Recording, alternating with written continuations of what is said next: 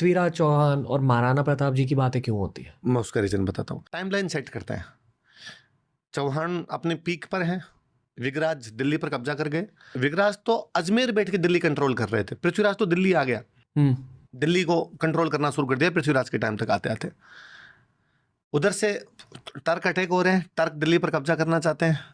पृथ्वीराज से उनकी लड़ाई होती है 1191 में, त्राइन का पहला युद्ध। पृथ्वीराज मोहम्मद गोरी को हराते हैं। मोहम्मद गोरी का जो वहाँ का सेनापति था काजी जियाउद्दीन, उसको गिरफ्तार किया जाता है। उसे काफ़ी दिन यहाँ पे रख के फिर छोड़ा जाता है। अगला जो बैटल है 1192 में, सेकंड बैटल ऑफ टेरिन, उसमें पृथ्वीराज हार जाता है। गोरी दिल्ली पर कब्जा करने में कामयाब हो जाता है। भारत की हिस्ट्री चेंज हो रही है।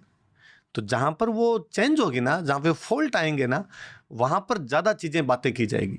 इसलिए पृथ्वीराज बात की गई कि पृथ्वीराज के टाइम में क्या हुआ क्या नहीं हुआ था, क्योंकि उसके बाद में भारत की हिस्ट्री चेंज हो रही है। उसके बाद में पहली बार भारत में जो टर्क थे वो दिल्ली आ रहे हैं, उससे पहले तक दिल्ली नहीं आ पाए थे वो। इसलिए पृथ्वीराज की ज़्यादा बातें हुई। महाराणा प्रताप की अधिक बातें होने की रीज़न ये है कि उन दिनों में जब अकबर लगभग भारत को अपने पक्ष में करता जा रहा था, उस समय कोई एक आदमी खड़ा होके और ये कहे कि ना, मैं किसी भी प्रकार से तुम्हारे साथ आने के लिए तैयार नहीं हूं, तो ब्रेवरी तो अलग दिखती है ना। महाराणा प्रताप अलग कैरेक्टर है बहुत।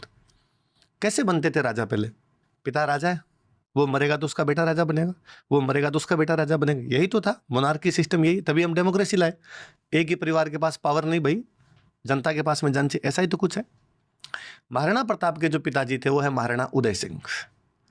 महाराणा उदय सिंह महाराणा प्रताप को राजा ही नहीं बना के गए, वो अपने एक दूसरे बेटे को राजा बना के जाते हैं, जगमाल। लेकिन मेवाड़ की जनता ने बगावत की है। महाराणा प्रताप उस मोनार्की के एज में, उस राजतंत्रों के काल में डेमोक्रेसी स्टेब्लिश कर रहे थे। वो सबसे बड़े बेटे नहीं थे? नहीं थे, सबसे बड़े थे, पर उनको नहीं बनाया गया। ओ, पर क्यों नहीं?